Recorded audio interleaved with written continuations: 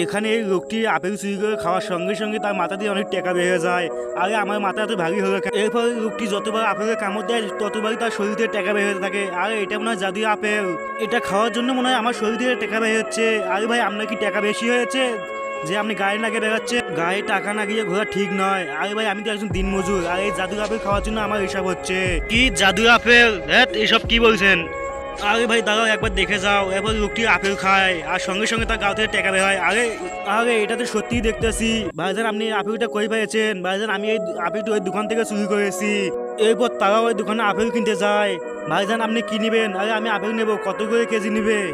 ভাইজান আমি 20 টাকা করে নেবো। এটা শুনে তারা অনেক খুশি হয়ে যায় আর সঙ্গে সঙ্গে তারা আপেল কিনে নেয়। আরে ভাইজান কি দেখছো? তাড়াতাড়ি খাও, দেখি তোমার শরীর থেকেও টাকা বাই হয় নাকি।